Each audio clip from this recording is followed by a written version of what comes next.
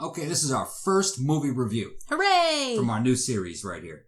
And it's The Thing. John Carpenter's The Thing. Yeah, and we picked this movie to do first, specifically because it's kind of, it's one of my favorite horror movies, one of your favorite horror movies. If you have not... One of everyone's If you have not seen this movie, get the fuck out of here. Right now. Right, we'll wait. Get the fuck... No, for real. If you haven't seen this movie... You can see it on YouTube for probably about $2.99. Watch this movie now, and then come back and hear what we have to say about it. It's probably one of the greatest movies of all times. All right, that's kind of reaching in it. Well, it's a little hyperbolic, yeah. Yeah, probably one of the best sci-fi horror movies. Yeah, I would say that it's definitely one of the best horror sci-fi. Especially a low budget one. You could never believe that this was basically a low-budget movie. It doesn't look like it, and it does not feel like it. And it's funny, too, because when it came out at the time, it came out in 1982, it didn't do all that well. Like, it didn't flop exactly, but it didn't do as well as they wanted it to. Well, it had to go head-to-head with E.T. E.T. And Blade Runner came out the same day. Right. So, E.T. had been out for a couple weeks, I think, at that point. And E.T., of course, was like a huge juggernaut. I saw it when I was 10. Everyone saw it. The Thing. Yeah. And then there was the Hawaiian release. The Ting. You know about that, didn't you? He's teasing me because every time I type it, I forget to put an H in there. So I keep going, it's the Ting. Hawaiian version, The Ting. All right. Not the Tingler. That's a totally different movie. So run us through it. This was 1982. 1982. Of course, directed by John Carpenter. Director of a great many good horror films and some not so great ones. Well, what was one of the things that I thought was great about this movie is that it's taken place on the South Pole and it's all men at like a weather station. It was some kind of research station. Some kind of research station. Yeah. And they find basically an alien in a block of ice. There's more to it than that, but they find an alien in a block of ice and it gets out. And this alien organism has the ability to take over a human body, kind of like a virus, and reprogram itself, and it could make itself into a copy of whatever it takes over. And also it has the memory of all the other things that it took over in the past. So it's a monster that can look like you or look like anything that it's looked like in the past. And a mixture of all that shit together. Which is really a great concept. You can't really think of much scarier than that. The Thing, it was actually based on a short story, or a novella rather, called Who Goes There? And it was made into a movie in 1951 called The Thing from Another World. But that wasn't, I don't think it was as close to the book. I haven't read the book since I was a kid, so I don't really remember much about it. Yeah, I don't think I ever read it. But I think John Carpenter's version is a little bit closer to the original, to your original thing. And it seems to me like, especially in the 60s, 70s, 80s, a lot of horror movies were kind of concerned with people, like their greatest fear being losing their identity or not knowing, like Invasion of the Body Snatchers, that got remade a bunch of times. Communism. Yeah, it could be read in that way, but I think that's also kind of one of humans' most primal fears is that, there's a monster, but it's also looks just like your dad or your wife or something, and you have and it acts just like them, kind of. I always thought that it was an analogy for communist subversion. Although, with The Thing, I was, young enough. I remember my dad taking me to see this thing, in 82, I would have been about 14, 15, something like that. I remember my dad taking me, maybe a little bit younger. I remember my dad taking me to see this thing. It was a startling movie in its day. Yeah. I really had no idea what was coming. It was just very ominous, and the theater went berserk under the influence of this thing. The Thing. Yeah, it was a different time, and it was weird. And what I kind of felt from it, I thought The Thing was kind of an analogy for AIDS. That's what I remember. Because there was kind of an AIDS epidemic, I believe, going on at that time. Well, yeah, although I think, really, like a virus, you know what I mean? Yeah. That was the analogy, that was the connection I made. Well, the cool thing about this movie, and I think why it kind of resonated with people throughout generations, and why this kind of story, resonates throughout with old people, young people, everything, the same with Invasion of the Body Snatchers, is that, you can really apply it to so many different things. Like Yeah. you say, you can apply it to like, kind of communist regime, like everyone has to be the same now, or it can be like a virus or I think a the original story. whatever. I think the original story was about communist subversion. Right. I think that's what it was about. But I remember it making kind of a connection with AIDS. Yeah. It was like a virus. But maybe it's just because I was young and they were always talking about viruses and AIDS virus. And when they showed the doctor, what was his name? Blair? Mm-hmm. Blair trying to figure it out under the microscope, and they showed it was acting kind of like a virus. So to True, me, yeah. I made the connection of a virus. Yeah, like I can AIDS. see how. Yeah, I can see And how it that could would take be over more the like whole world. Because remember what it was like when we were a kid? We were told that AIDS was going to infect the entire world. Yeah, it was like a big deal back then. And I mean, 82, that was kind of the beginning of it when you first started hearing about it. Yeah, pandemics and AIDS taking over the world. Right. That's what I kind of thought that they were talking about. Yeah. But honestly, I think the thing that I've always liked about this movie is that they did such a good job with like isolating everyone. And there's really nothing scarier than being isolated in a place you can't get out of. I mean, they're in the middle of the South Pole. Yeah. Their helicopter crashed and so they're kind of stuck there. The helicopter got destroyed, yeah. Yeah, that's right. And they have no idea who has been taken over. Yeah. So then they start turning on each other because any one of them or all of them could be the alien. This is the only movie that I can think of that has an all-male cast. And there's something about that, too. That it's all men. Yeah. And they all start turning on one another and not trusting each other. Yeah. Remember when, and I'll tell you what, my boy's in this, of course, Kurt Russell. Kurt Russell. He loves Kurt Kurt Russell. I think the Kurt sounds better. Yeah, the Russell. The Kurt. Okay. I can go there. It's like the Hest. And the Shat. The Shat and the Kurt. Yeah, he's cool, I really liked him in Escape from New York, too. What's funny is that he was a Mouseketeer. Yeah. He slowly just became a heavy.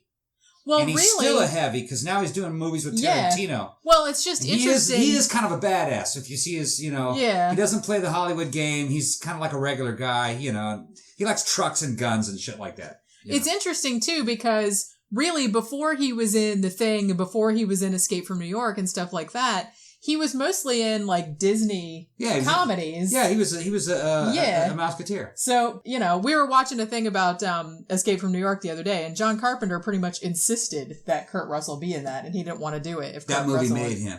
And it did. But we got to stay on the thing though. Yeah. Escape from New York. We're gonna do that on that separately. That's a fantastic film too. But it's funny because you were saying about the all male cast and stuff like that. Now they did do sort of it was kind of a reboot and kind of a prequel in 2011. Yeah. That was also called The Thing. It was the prequel. Kind of the prequel, yeah. It shows you what happened to the Norwegian group that originally found this alien, because they did find what was left of that group in this movie. Yeah. So they had to go back, but that had females in that cast. Just one, I think. I think it was two. One or two. I can't remember. But actually, I'm not going to shit on that movie because I actually really liked it. I like that one too. I thought that was really good. Yeah, they did a good job.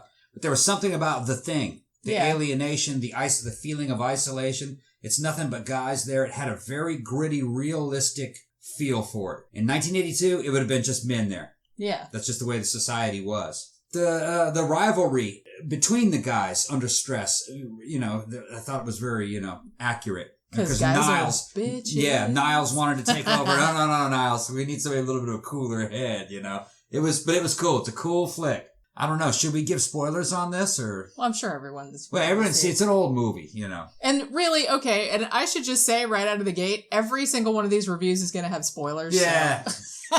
We're making them up as we go along anyway.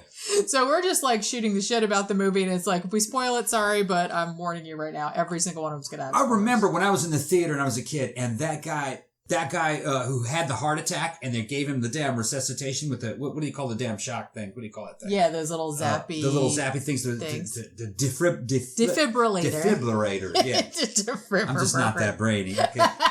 He hit that defibrillator and the damn, and his chest opened up and bit his arms off. And the entire audience was just like, what? Oh, I heard women screaming in the background. And then when they hit it with the flamethrower and that head fell off and sprouted legs, the entire audience was going apeshit. Well, because no one had ever seen that in a movie. They didn't have CGI back then. That was all done with practical effects, and it still looks great, I think. Yeah. And the thing is when you'd watched horror movies in that era, you weren't sure what the state-of-the-art technology was. Yeah, you weren't sure what they could do. You weren't sure what they could show you. Right. Well, after that movie, man, I was fucked up. I was like, oh shit, it could only get worse from here on out. You know? It was traumatic. Well, yeah, because like you said, you'd have no idea. You had no idea. Even though I had already seen Alien by that time, yeah, you know what I mean? That was pretty gory. Yeah, I took Alien as just straight up reality. Yeah. I was young when I saw Alien. My dad took me to see that one. It was funny. I once made a comment, you know, and some British guy said, you know, your parents let you watch The Shining at 8, 9? Oh, yeah. Yeah, that shit was on TV. Mine did too. In the United States, that shit was on TV. Yeah, I saw it on TV when I was a kid. Evidently, the British were real hard on well, horror maybe movies. It's the younger generation too, but like, maybe they're mamby-pamby. I don't know. Well, seriously, when I was growing up, I mean, my parents, I got into horror when I was really little, mostly reading it at first, but then I got into, you know, movies and stuff like that. They used to take me to the old video store and let me run. I saw My Bloody Valentine. I saw all the slasher movies. If you ask me, you should take your boys to see horror movies. Yeah. Because it's kind of educational to them that, yes, there is danger. They took me to the theater to see Phantasm. Yeah. Because I really wanted to see it. They took me to see Nightmare on Elm Street. There's all that stuff. And I wasn't that old. I mean, you know, I was just maybe 10, 11, 12. We don't really have to be super precise with these reviews. I mean, this is the first one that we've done so far for our own channel. Because these things have been so extensively reviewed by other people. Yeah, that's what I mean. It's like if you want to know like all the technical stuff. Yeah, but you know what I was going to say though? What's that? When I forgot all about it. The practical effect thing about the thing, you know, where he puts his arms in the thing and the it bites his arms. I was like, do you know how they did that? That guy really didn't have any arms. Yeah, he was the guy who lost his arms. And they picked that guy specifically. They were like that guy that didn't have arms. And the arms that got bitten were made out of jello and wax. Yeah. Jello with wax bones. Which I feel like they don't do that much anymore. They don't really utilize people that have like disabilities and stuff like that. Dudes were dedicated back then. I feel like that's a good idea. Well, they were craft made. These movies were craft made. You know, they were really into it. And the guy who shot it back in those days, who did those special effects, says he probably wouldn't attempt that again. Said that it was lucky to have come out as good as it did. Because there were some times they'd tried it before and it failed. Yeah, it almost caught on fire. Remember when they hit it with the flamethrower? That fire almost got out of control, but not on that take, on the take before it. Right. Well, that's the thing. It kind of seems like doing all those practical effects and stuff like that, because now it's so easy just to like slap a CGI, whatever. I mean, like I said, what was that stupid preview we were watching the other night? It wasn't even Sharknado. It was like Shark Avalanche or Three-Headed Shark or something like that. And it was just like, it was Shark Avalanche.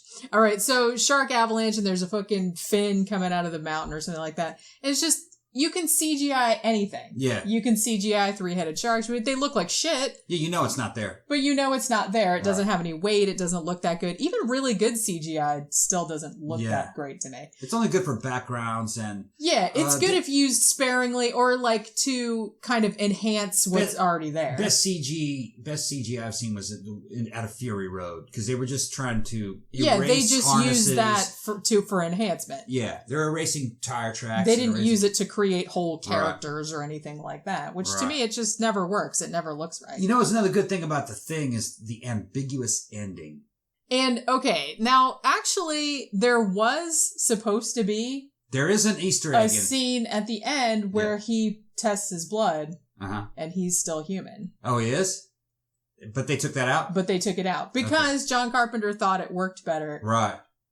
Because it was just, it left if you it was with ambiguous. It left you just with this really ominous feeling of dread. Yeah. That you don't know. Well, because, and I always really and the outbreak wasn't technically contained. No. Because they'd be frozen. And people would eventually come there. Yeah. To see what had happened to the expedition, or to the what do you call it, damn thing? The lab station. Yeah. They would have seen why they'd lost contact of it, and they would have been re-exposed. Yeah, they would have sent... And would have gotten out. They would have sent people there. Yeah. And the thing is, if you didn't know what was going on up there at the time, and you just, like, wandered in there, and got taken over, and then went back... Well, they would have taken the bodies back to the United States, and they would have thawed out. Right. Yeah. So that was another scary thing about it, is that really there would be, if that really happened in real life, there would be no way to contain that. No way whatsoever. No, because they would have done an investigation and picked up all those frozen, burned up bodies and had taken them back, and they would have reinfected. Because why would you even think of that? You would not think of an alien would come here and take over and make like a super accurate copy. How could you? I remember when I was sitting in the theater and saw the opening scene of the flying saucer. I was like, oh, that's some bad shit here. You know what I'm talking about? Some bad shit here. And then it cuts to guys chasing a dog. Guys in a helicopter chasing a dog, shooting at the dog. Yeah. I'm immediately going, man, who are those motherfuckers shooting at that damn dog? And that's exactly what John Carpenter wanted you to think. Oh, man, fuck them. And then they killed the dudes for shooting the dog and all those crazy son of bitches. That wasn't a dog. You know, and it was just it's really one of the best movie openings ever. Just the way it kind of like manipulates your expectations like that. It was genius. Yeah, why are they shooting at that dog? Those sons of bitches. I know, right? Yeah. Like, because everybody knows you don't fuck with a dog in a movie. You can kill all the people you want. Yeah. Don't fuck with a dog. And in my case, don't fuck with a cat. Don't kill a cat in a movie. I don't like it. You can kill all the people. You can kill kids. I don't give a shit. Well, in Italian movies, they did kill kids. They did, yeah. Yeah, they kill kids up like a crazy. The Italians, I don't know what it is about the Italians, and I love Italian horror movies. I'm a huge like Dario Argento fan. I'm a huge Lucio Fulci fan. I'll probably do some of their movies at some point on this show. But they were just over the top with the gore. Yeah. And killing kids, they gave no fucks. No. Not at all. It's like here, it seems like a lot of movies kind of pull their punches on that. Yeah. Now, we saw the movie the other day, Clown. Yeah, I like it. Now, they killed a bunch of kids in that, and I was like, man, go, you guys. Yeah. Because not a lot of movies will do that. Bit the fat kid's fingers off. Yeah, that's right. That's right. So I kind of I respect movies that kind of have the stones to do that. Yeah. That actually will kill a kid off. But I'll tell you what. If you didn't see The Thing in the theater back in 1982 with a 1982 audience along with you, okay, and you're a kid, you don't know what you were missing. Yeah. Oh man, that was a life-changing event. Well, it really was. Yeah. Because I was used to the best special effects I had seen was Alien 1 up to that point. That movie changed me. All right. I was like, God damn. Because Alien 1 seemed like reality. Well, so did this. And they showed a lot more weird shit in The Thing than they did Alien. Alien was weird, but they didn't show full transformations and people getting absorbed and black slime or red slime running across floors. And that was bizarre. And it was just, and it kind of had that same feeling of alienation and isolation that Alien 1 had. Instead of in space, you're on the South Pole. It's just same kind of thing. Like, it's just somewhere where you're trapped and you can't get out and you can't contact the outside world. And a lot of it was happening during a storm. And they couldn't walk from one building to the next without a rope. You'd get lost. You could never, because the visibility was so low, you'd get lost. And, me being in Korea in those Korean winters, 50 degrees below zero, I know exactly what they're talking about. Yeah. Yeah. So I didn't then, but I know now. Yeah. But the thing too, and I kind of feel, even though it kind of sucks being as old as I am. Yeah. Which I'm not that old, but I don't think kids today had as much fun that we did. Well, that's what I was going to say. In a lot of ways, I think that's why a lot of younger filmmakers and stuff like that are going back to like the 70s and 80s movies and stuff like that. I feel like, people our age were really lucky that our kind of formative years were right at the beginning, like the home home video boom, like MTV when it was good, like all the post-punk and all that music and stuff like that. It was like a huge explosion of like really cool shit right around the time that we were just coming into being teenagers. And there was something good about pre-internet. Yeah. You weren't being overexposed by things, you know what I mean? That you were limited. Yeah. And there was something about that limitation that kind of gave a feeling of kind of romance and adventure. You weren't sure what was out there. Right. You know what I mean? And it's just, nowadays a kid can get on the internet and see all movies. And you can find anything you want, pretty much. Back when we were a kid, going to the movies was like a damn event, and everybody was there with you. You go today and it's dead. Yeah, nobody goes. You're going to, and this is like a huge event to see this movie. It's only been out for a couple of days. You're not really sure what's possible with technology. So, you're almost kind of like, something from a third world country. When you look at it, we were kind of third world in a certain way back then by today's standards. Yeah. You know, what country doesn't have internet today? North Korea? You know, we were kind of innocent in a certain way. You know, we didn't have, think of how hard it was to find information back then. Well, Remember how hard it was? Yeah. Or if you saw a product that somebody had that product and you didn't know where they bought it, you couldn't get it. Yeah. You know, maybe that came from New York, you know, and you're living out in the middle of nowhere. Right. But anyway, you go and this movie was like an event. It was like something that was really happening to you, especially when you were young. But it doesn't seem to be that way anymore, though. It seems like younger people are totally immune to imagery. You can show them anything and they're just like, yeah, okay. Well, they've seen everything. They've seen everything. I mean, back in the old days, like I said, back in the old days. Yeah, it is the old days. I really did want horses and buggies. We rode dinosaurs, y'all. Rode dinosaurs. Yeah. Just like the Flintstones. It was just like that, kid. We were eating mastodon. That's right. But yeah, like back then, we rode our dinosaur to the video store. Yeah. And really, you didn't, like nowadays, you hear about like a cult movie that came out, like it's, you know, it's from Japan or like it's really obscure. Nowadays, it's pretty easy to see it. Somebody's selling it on eBay or something like that. Back in the old days, you kind of heard about it like through the grapevine. Yeah, it was hard to and it was kind of a big deal. Like, and you'd probably have to get like a pirated VHS of it from some other country or some shit. You weren't like sure that. how many record albums were out there of the band that you liked. Like, you weren't sure how many Bauhaus albums there were. Yeah. Because there were different European releases. Because every now and then you'd be in some, like, little dinky-ass record store and find one. You're like, what's this, like, all kind of weird bootlegs? Right. And you go, wait a minute, hold on. There's a VHS tape of Bauhaus videos? Where did you get that? You know what I mean? I had that. Yeah, no. I didn't have it. I ordered it from Burning Airlines in New Jersey. Yeah. I wonder if that's still around. I used to get all my shirts and VHS from there. Is there anything else about the thing? Probably not. Okay, we can wrap things up. This is the very first one. You know what? Our first episode was kind of a movie review, wasn't it? Well, it was kind of about The Shining and also about The Entity, but it was kind of about the real case about The Entity. And then we talked about The Shining, but we talked about all those dumb conspiracy theories about it. Well, if you guys liked our movie review experience, I guess you could call it like a movie retrospective. It's a movie experience. Yeah, movie retrospective. We retrospectively looked at the thing. If you like this, we'll do more of them. Yeah. I think actually people will like these. Yeah, I feel like we're going to have fun doing these. Yeah. All right, so hope you guys... Because I got some good ones on the list. I'm going to do Flash fucking Gordon, man. Oh my God, I can't wait to do that. The sexual undertones, undercurrents in Flash Gordon, man, were intense when you were fucking 13, 14, man. Come on, Ming? Jesus Christ. Damn. You still need to dress up as him for Halloween. I keep waiting. I want to dress as Ming. I want to dress as Clytus. Oh, that's right, yeah. Yeah, Clytus. Okay. We were gonna do that one year. We didn't Ming's daughter. What was her name? What was her? Princess or... I can't remember. I'll know by then. Yeah, some Romanian girl. I think she's Romanian. Anyway, we'll get to it. We'll get to that. Okay, so hope you guys enjoyed this first installment of our new movie review show. See you later. And don't forget our Patreon. We're always looking for new patrons. Thank you.